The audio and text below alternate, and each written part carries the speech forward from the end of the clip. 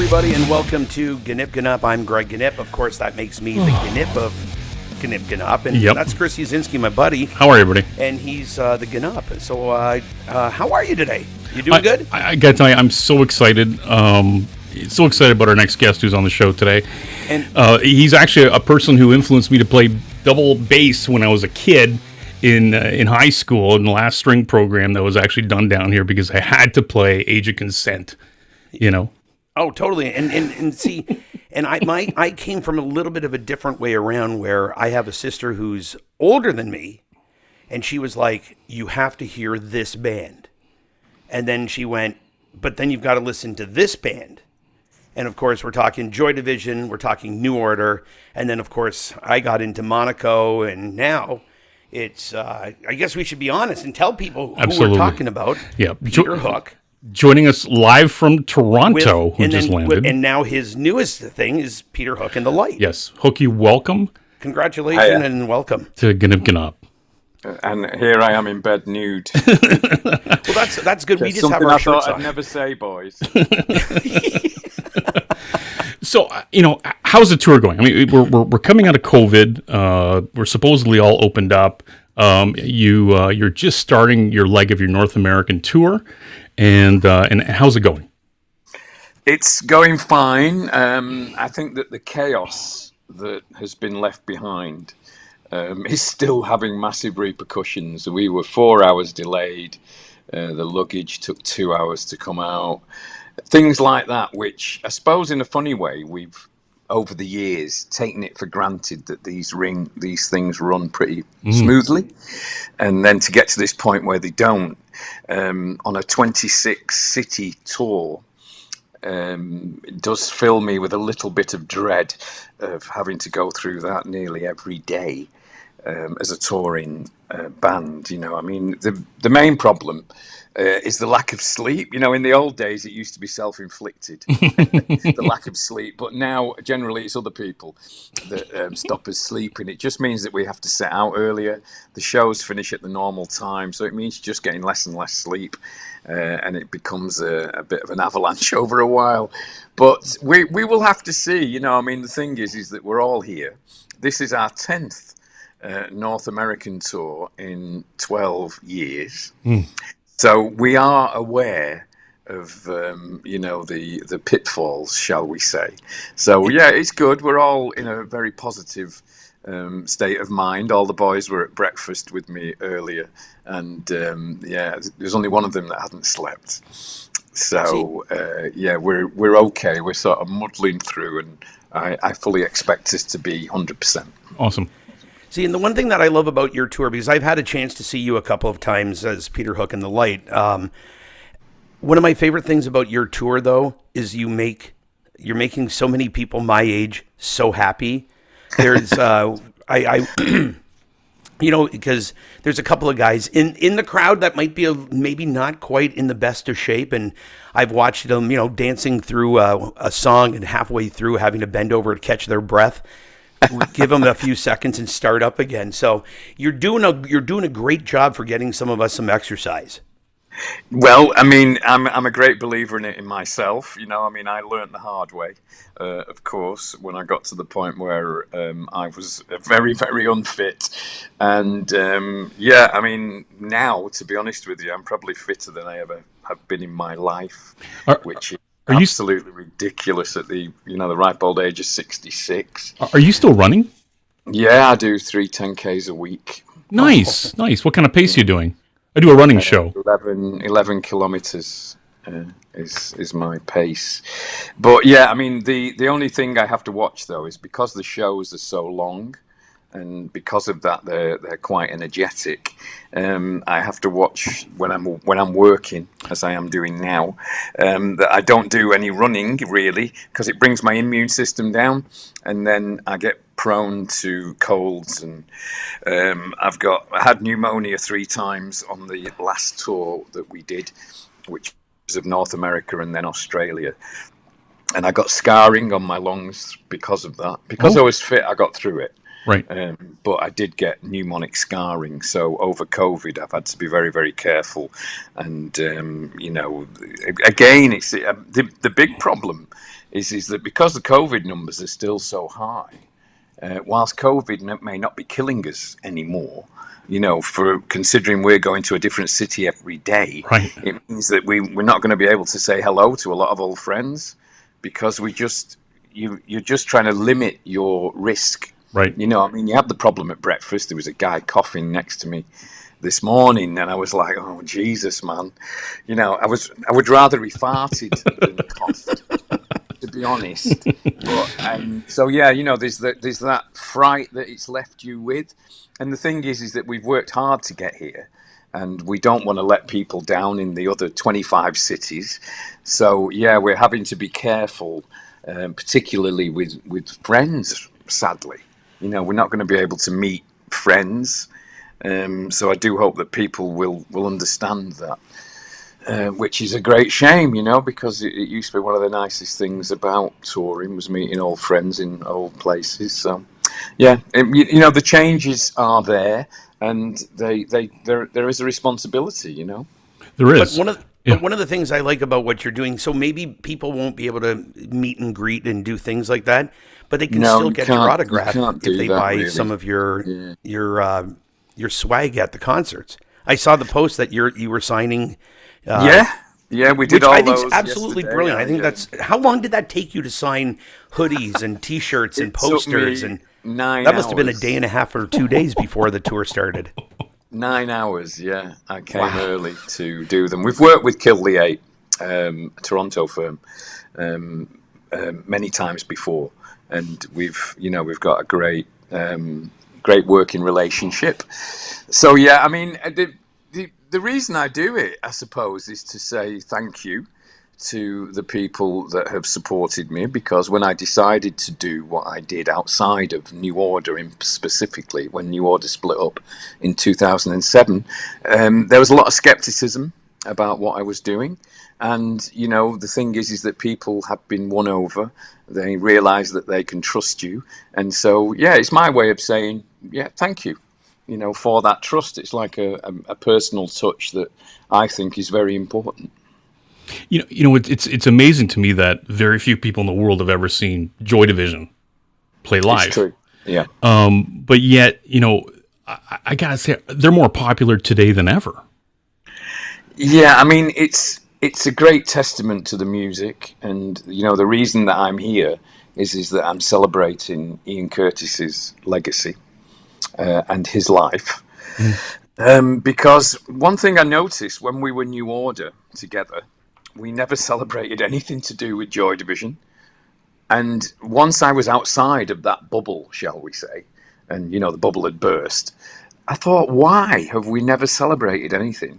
When the band finished in 1980 and has risen to stratospheric levels in the 40 years since, it just seemed bizarre. Now, I am aware that very, very few people have seen Joy Division. And to be honest with you, Joy Division on record are a lot, Joy Division live are a lot different to Joy Division on record. Right. Right. So the thing is that I was aware that I was not Joy Division. I did not want to pretend to be Joy Division. I'll leave that to other, nameless people who pretend to be something they're not. So the thing is that to find a way of playing the music and celebrating my legacy and, Ian's life, I stole the idea, funnily enough, from Bobby Gillespie when he was talking about Screamadelica. He was talking about how he wished that Primal Scream had played other songs from the LP instead of the ones that they did. Okay. And he said, but you couldn't play them all. And I thought, hang on a minute, why can't you play them all? Why can't you celebrate the LP? And I thought, that's it. I'll play the LP and I will recreate the sound and Martin Hannett's input, the producer, as much as I can, because that's what people have heard. And that way, I won't be committing the mortal sin of pretending to be the group or impersonating the group. So I suppose in a way I'm celebrating the record in the way that I think it should have sounded, maybe. Well, you a are little bit more ballsier, a little bit more upfront. Martin Hannett did a great Yeah. job of making a wonderful atmosphere on Sure. that record, but I always wish the bass had been a bit louder and the guitar had a bit of, and so maybe it's definitely my interpretation Sure, sure. You know, of that idea. And I was amazed when I played a gig last week in Cardiff in England, and Bobby Gillespie was there playing Screamadelica in full. wow. So I was like, wow, now that just shows you how wheels turn, Right. and things. And I must admit that now playing LPs in full has become very popular with a lot of musicians. And I did get my greatest backhanded compliment recently when the bass player from Nirvana is now playing Nirvana's LP in full. And a certain reviewer, who shall remain nameless, was doing a review of the idea of it. He hadn't heard him play it. And he opened with the line of, "I blame Peter Hook for this." And I thought, yes. You touched upon Ian Curtis a bit. What do you think Ian would say? 40 years after the release of Unknown Pleasures and Closer, and 42 years after his passing. Ian's ambition that he always talked about whenever we were sat there together was how we were going to tour the world and take our music everywhere. It seemed to be his greatest wish. And judging by how excited he was on the eve of that North American tour in 1980, I can't imagine what made him change his mind. But I mean, the thing about mental illness and the thing about a suicidal feeling is that unless you've been there and saved yourself, you can't imagine it, can you? So I can't imagine what happened that night. I mean, I have a theory, but yeah. So the thing is that he always used to sit there and he would wind us up, go, just imagine what it's going to be like, okay, when we're playing in Brazil, when we're playing in America, when we're playing in Los Angeles, the Doors, just think of it, CBGB's, New York, just imagine it, okay. And I'd be like, yeah, yeah. And of course, cruelly, we never got to go to any of those places. So the thing is that I do have this little ritual wherever I go anywhere, I always go, this is for you, mate. This is for you. All the places that we never got to when we were Joy Division. And there's been a few, my God, from Mongolia to, God, you name it, in the world. We have taken Joy Division's music to some wonderful places. And I remember the first gig that we had in Mexico, the first time that we'd ever played Joy Division in Mexico. And it was in Tijuana, and it was in this little club that had no windows. And the whole sound was just bursting out in the street in downtown Tijuana. And it was like a dream come true, to hear Warsaw or to hear Interzone, these songs blasting out in a Mexican town. I just thought, fuck me, Ian would be delighted beyond compare to get us here, because it was his greatest wish. So I do that. I mean, I've got into this habit of visiting his grave a lot, because I'm very lucky in that I know where Ian is buried. So I can go and we share a few moments, and we have done over the years, because I'm very grateful for being able to come here and play this wonderful music, because I've found my perfect niche. When I was in my band, New Order, the others didn't have a wish to play most of the old music, which I could never understand. And yeah, it broke my heart. It really did. So the thing is that to be able now to have the freedom to not only play Joy Division wherever and whenever I like, I also have the freedom to do the same with New Order's immense back catalogue, and do the same thing, because there was a certain economy, shall we say, that was shown. So yeah, I mean, it's wonderful. I mean, I'm with the right people. Yep. I love it. I'm so proud of it, and I'm with other people that love it. And to be honest with you, I really couldn't ask for anything else. Yeah, but I do have a question though. Yeah. How the hell did you play Age of Consent on the double bass? That must have been difficult. Yeah, but I was just beginning. Like I was just trying to find the tune, find the tune. Yeah, man. I don't envy you that one. So just a couple questions about the older music. I mean, in substance, I walk away from that book thinking you were an absolute workhorse. You were so engaged in being in the band, writing the music, helping to produce most of the music and engineer most of the music as well. And at the same time, you drove the van. You're the guy. You're the guy who actually, reconciled all the customs paperwork. Like, I mean, you were like such an integral part of that organization in that band, and I got the sense that you always wanted to be on tour with the fans, playing the music, really enjoying yourself, and a lot of that didn't happen from the rest of the organization. No, but I mean, one thing I've sort of learned is that everybody's different. So, the thing is that I did learn quite early on that, making people play and the reaction you got when you did do that wasn't worth it, which is detailed in the book. And it's just life's gift to you, isn't it? It gives with one hand. Here's a wonderful back catalogue and fantastic music that millions of people around the world want to hear. And then it takes away with the other and go, but your lead singer won't play it. Like, oh. But life is like that. And I sort of admired the others, actually, for, doing what they believed in. That was what they wanted to do. And I suppose it was a part of the thing that, the two were never going to meet. But I must say that even them have actually probably gigged more in their 50s and 60s than they ever did in their 30s and 40s. So, you have to sort of wonder. Yeah, I don't know. It's a very strange thing, but, bands are like that, aren't they? Right. God, man, the history of music. I mean, I do find it amazing that we're actually still fighting tooth and nail, even at this present moment. So since New Order split up in 2007, we have never stopped fighting. I thought that was reconciled. We've got the happiest bunch of lawyers in the world. I'm sorry. I thought that was all reconciled a couple of years ago. No. Nothing was reconciled. Actually, it was settled, the actions, but nothing was reconciled. So, we're still, happily exchanging letters. And getting nowhere. And it looks like it's going to become a fight to the death. Yeah. Well, I can tell you, as fans, we're really sorry to hear that, because I know, and it hurts the music. There's nothing sorrier than the lack of communication that we have, I think, which is the problem. But I mean, I don't know. It's just very, very difficult.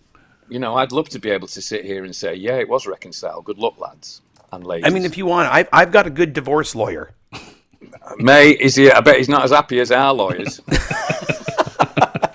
They've all got Maybachs.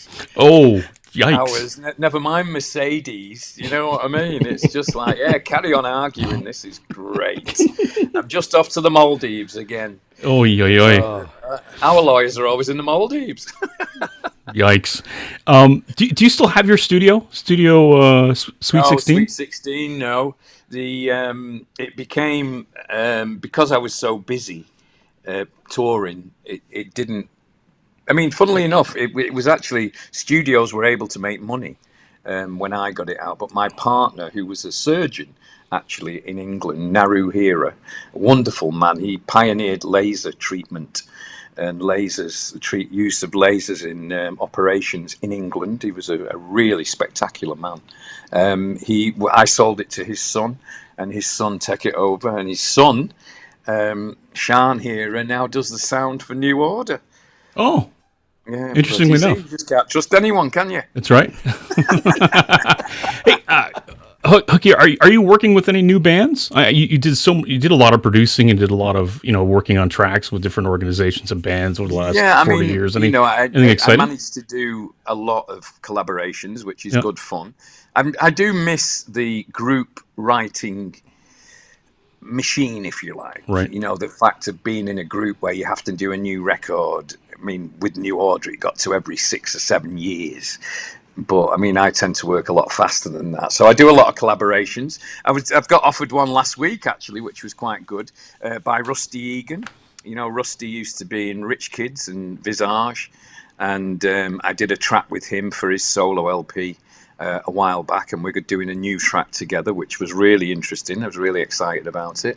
I've also got a lot of things on the go. I mean, it's been a little bit odd with COVID, because I noticed that a lot of musicians were very fired up by the inactivity and started to record a lot. Right. And I also noticed that a lot of musicians like me were completely depressed with the whole thing and just did nothing. But on the bright side, I did get to sort out my sock drawer, which I've been looking at for 39 years and thinking I must get round to sorting that sock drawer out.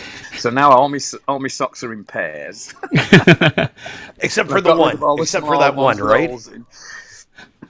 So yeah, there were some positive aspects to COVID, but I mean, it still casts a shadow. We lost a grandfather. Jack's grandfather got COVID and died very early, and the whole repercussions of not being able to go to the funeral, right, being able to grieve properly and pay your respects was horrible. Yeah, so it's been an awful time. And England, as we were talking about earlier, everywhere, I think, is struggling to find that bit of equilibrium. That we'll get back to it eventually. I think, if anything, we sort of took advantage and took it for granted how easy things were before. Right. And all of a sudden, when they've got difficult, then you're going, oh, what the hell? I'm used to doing everything easily. They're all first world problems, aren't they? But I do think England is in such a mess politically. It's almost a joke. And I think that the financial repercussions are going to cause a lot of problems because of COVID and Ukraine and bad government. I think that we are setting ourselves up for a bad winter. Well, so yes, us musicians playing our merry tunes and diverting people's troubles for half an hour or an hour, or in our case 3 hours, hopefully will become and always stay important. Your show has a opening set of New Order tunes.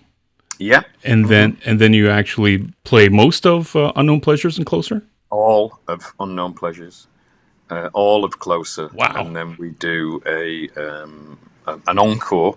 I know you're supposed to get encores, but because the singles weren't on the albums, correct, we're able to play them separately, you see. So that was a good bit of planning on our part. The New Order set came about simply.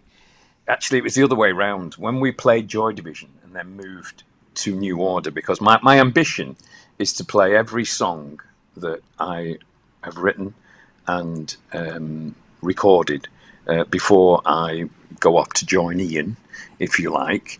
And I'm well on the way with that journey. But when we finished Joy Division albums and we moved into New Order, I thought, oh man, I don't want to lose Joy Division. I thought, now we're playing New Order albums, how can I keep Joy Division? Right. So I thought, that's a good idea. We'll play a warm-up support band, because originally the support band to Peter Hook and the Light playing New Order was the Slaves of Venus, which was the name that Joy Division turned down. Oh. Luckily for us. Yeah, I would think so. So we supported ourselves as the Slaves of Venus playing Joy Division material. And then when we were playing Joy Division LPs, we supported ourselves as the Witch Doctors of Zimbabwe, which was the name that New Order turned down. Correct. To become New Order, you see. So, and it enabled me to keep the music. I lived so long in New Order without most of our music that I'm damned if I'm going to let it go now. So, so I'm very happy to change the set and play such an amazing back catalogue. I mean, when I came to play New Order, we went on the internet and found out that we hadn't actually played Age of Consent as New Order. Really? For something like 27 years. And I was like, where did that go? We've not played Age of Consent for 27 years. I couldn't believe it myself. Wow. And that just blows my mind, because to me, there are some songs from New Order that are just absolutely classics. And then when you say age of consent for 27 years, that absolutely blows my mind. Yeah, it blew mine, mate. Unbelievably, Greg. I could not believe it. And you know what? I just stood there and I thought, well, this is never happening again. Good for you. Okay. If I have to go and busk on Market Street, I'm going to play these bloody songs.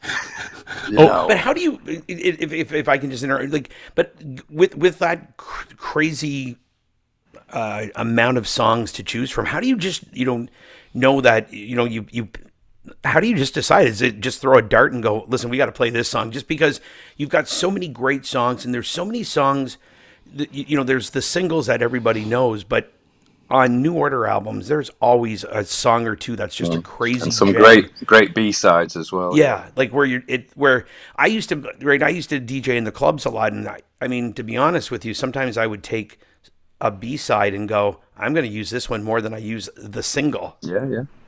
So how do It's you, quite interesting with B-sides. how do you decide what to play? Yeah, it's quite interesting with B-sides because as a musician, when you've finished all the A's, you tend to actually relax when you're doing the B's and certainly enjoy it a lot more. And because of that relaxation, some of the B's actually turn out to be better than your A's. That's what I used to love about buying a single in the old days. Rolling Stones, Fleetwood Mac, whatever, and you put it on, and then you'd put the B-side on, in the Kinks in particular, and then the B-side would be a fantastic song as well. So I was quite happy that New Order were able to do that. I mean, the person I have to thank actually for our very studious non-ignorance of our songs is my son, because my son researches it. He's a massive fan. He's very, very studious in that approach. And he says to me, Dad, we've got to do this. We've not done this. Dad, we've got to do this. We've not done this for ages.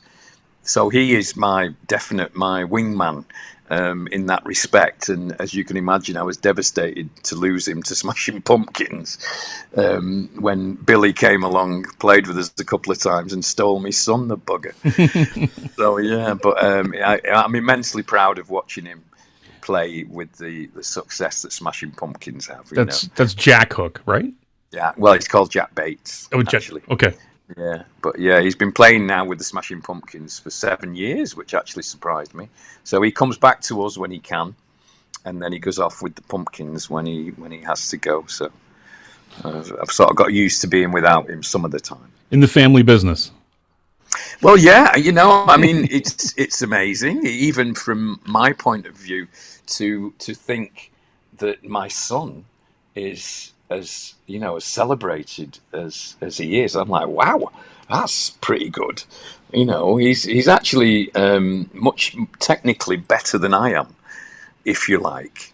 I'm a bit more unpredictable and a bit more slipshod than he is. He is very, very, very good. Very good tonally, where I'm not. I mean, I remember when I was 5th in line for the Rolling Stones gig, and everybody was going, "Oh, okay, you're up for the Rolling Stones, fantastic." And I was like, "Oh my God." I thought, if Mick Jagger comes along and puts a gun to my head and goes, "Play Satisfaction," I'd have to go, "Mick, shoot," because there's no way that I could do it. I'm just not built in that.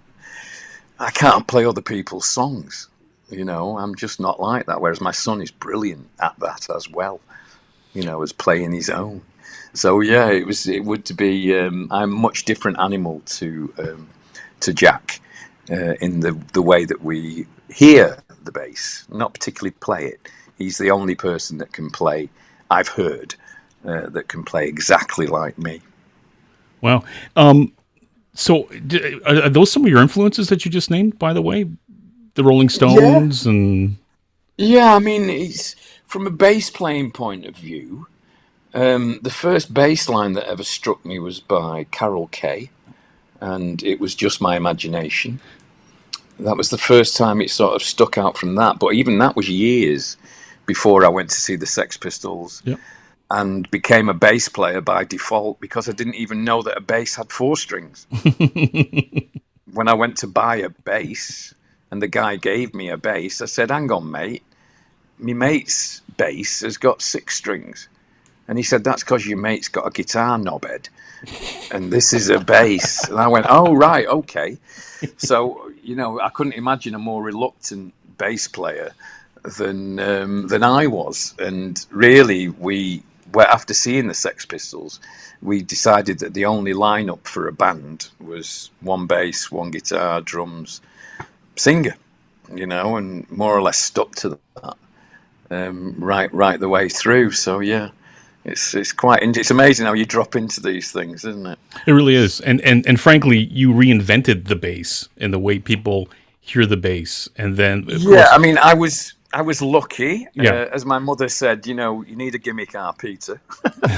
So I found a gimmick, but I must admit that gimmick came about quite simply because my bass speaker was awful, and when I played low, I couldn't hear anything. And Barney's guitar amp, he had a Vox UD30 that was used by the Beatles, which is a fantastic amp. Just by chance, he came across it. It sounded so much better than mine did. And the only time I could hear myself was when I played high on the bass, on the high strings. And every time I played high, Ian would literally turn around and go, okay, that sounds great. Do that again. So every time we started playing, his first utterance was, okay, play high. And I'm going, right, mate, whoa. Yeah, so it was actually as simple as that. Through, concentrating on playing high. Of course, I was very lucky to get 24 hours, She's Lost Control, Insight. Oh my God, I have been blessed by the god of bass riffs. Without a shadow of a doubt, yeah.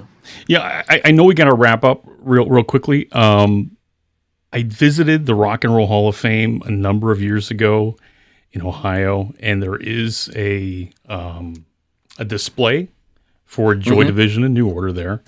I actually reached out to them a couple weeks ago saying, like, what is it going to take to get, Joy Division or New Order in the Rock and Roll Hall of Fame, or at least get nominated. Of course, nobody wanted to comment on air or officially on that. Where are we at with that? I mean, like, do Greg and I have to go down to Cleveland and start a petition going? And yeah, I will stand in front of the Rock and Roll Hall of Fame with my shirt off. You better get them to build a boxing ring as well. I mean, or a wrestling ring. Come on. I mean, I can think of, or even a MMA. I can really think of few organizations and bands that don't have the influence of Joy Division that are already inside the Rock and Roll Hall of Fame. Now, granted, you're a UK-based band. You didn't have a lot of record sales at the time, right? I mean, like those factors kind of play in.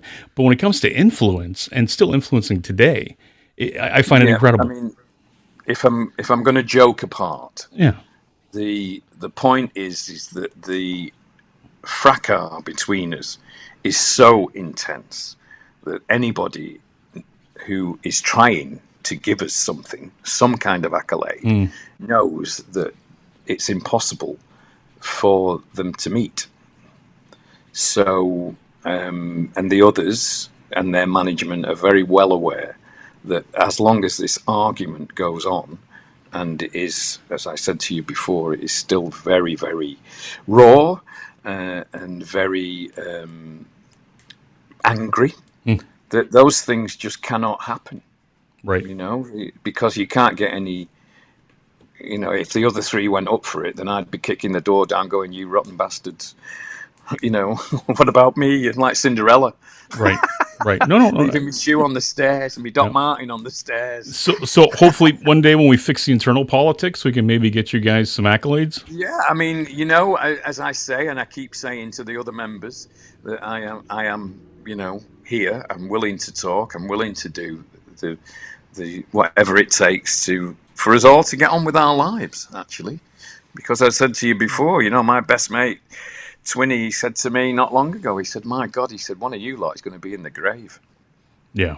And that seems, after all that we've achieved, an awful, awful shame. Because you shouldn't have to go through your twilight years with something that angry hanging over you. Yeah. But I mean, I don't know what it takes. I honestly don't know what it takes to stop it. you've got New Order coming soon. Maybe you'll do an interview with them when they're on their Rewound tour with the Pet Shop Boys. Yeah, maybe you can ask them. Yeah. I've no idea what's happening, and I've not spoken to any of them for 11 years. Jeez.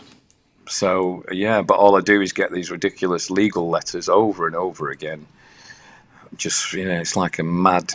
it's awful. It's an awful predicament. It really is. And our families must be pissed off with it in the same way that we are. But, yeah, it's like a fight to the death. Yeah. Well, let's hope that gets resolved sometime soon. I know that you are in Toronto and Montreal. You're in Detroit on Monday at the Royal Oak Music Theatre, and then continuing on the rest of your U.S. tour. Hookie, will you come back and talk about the Haçienda book and what you're doing at the universities? Teaching students about being musicians and business. Yeah. That whole thing I find absolutely fascinating. It'd be an absolute pleasure. I mean, I never want anyone to make the mistakes that I've made. Right. So it's very important. The education is very, very important. And I must admit that I've actually been sat here looking at you two without hearing your golden voices for how long now is this?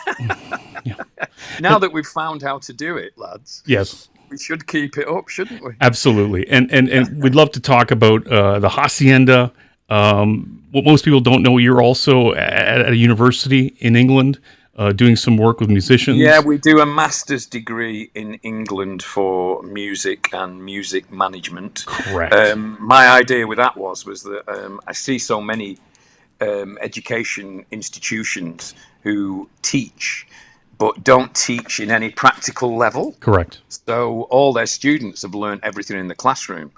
With our master's course, you actually come along to my club and you take part. There's a big difference to dealing with an irate drug dealer at midnight in a club, actually, and doing it in a classroom.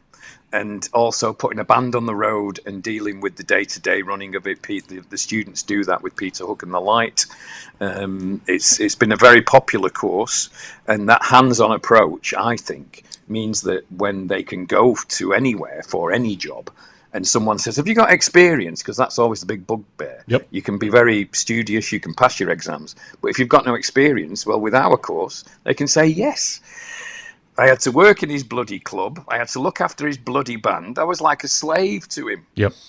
But again, it's practical experiences, which, as we know, lads, looking at my face and your two faces, we've had much experience, haven't we? A little bit of gray hair. I can't even imagine those going into your class because, right, they always have that saying, those who teach are the people who didn't do it, music critics, failed band musicians, food critics, failed chefs. Instead, with you, it's like, who's this professor going to be teaching me? Oh, he's toured the world how many times? I'm actually a doctor. There you go. I'm a doctor, yeah. I'm a doctor twice over. I was given 2 master's degrees. That's awesome. One by the University of Salford and one by the University of Preston. So, yeah, it's quite an honour to be. But, again, it is quite simple. It's just that you're able to say, when you're 21 and you're desperate to play and you're hungry, don't sign everything that everyone gives you. Right. Take your time. Never sign anything that's in perpetuity. And always get a lawyer to look it over. And if failing that, ask your mum and dad. Right. It's actually, don't make the mistakes. The game that I have with my lawyer, where my lawyer shows me a piece of paper and I read it and I go, my God, what freaking idiot would sign that? And he turns it over and goes, "It's you again, Peter." I go, oh no. Yeah. When I die, there's going to be a hell of a lot of people making money off me in perpetuity. Wow. And it was supposed to be me kids. Yeah. So anyway, you live and learn, don't you, lads? But we're still here. We're still smiling. Absolutely. So when the tour is over, let's talk about some of those issues and Factory and Haçienda, all those great stories. Good luck on the rest of the tour. Thank you very much for coming on today. Thank you very much. Nice to meet you at last, lads. Yeah, we love you. Enjoy Canada. And we'll see you Monday in Detroit. Wonderful. I look forward to it. Great. Wonderful. Thanks. Bye. All the best. Bye-bye. Good luck. Well, there he is, Peter Hook. Peter Hook and the Light, Monday in Detroit. Royal Oak Music Theater. One word, legend. Oh, absolutely. Like absolute music legend there. He is inducted. Has inspired so many people. With both New Order, Joy Division, unbelievable. He is inducted. I'm giddy. He is inducted in the UK Music Hall of Fame. I bring up the Rock and Roll Hall of Fame only because it's a sore spot for me. I mean, I've been there. I've seen they have like a display, but they have a display for how great and influential they were, but just not enough of the votes, right, to get them involved. So we're gonna have them back. We're gonna talk about the great stories of the Haçienda, which, for those in North America who don't know, the Haçienda was actually where acid house was actually invented and developed. Yep. Along with raves were invented there, and along with the it drug was culture. Absolutely out of control. Like one of the greatest movies is 24-Hour Party People. Sure. And some of the stories that are portrayed in that movie. Correct. And so we want to talk to him about that, and of course, just all the screw ups, right? Yeah. All the people who took advantage of Joy Division, took advantage of New Order and their money and their music, and but that's why Peter's out on the road. Hookie's doing it. He's enjoying it. So good for him. Yep. More power to him. Absolutely. And more power to you, buddy. This is it. I too am giddy. He's been a long time hero, so it's great to have him on and talking about his career. Anyway, Peter, hook and the light. See you, buddy. See you, amigo. Be good.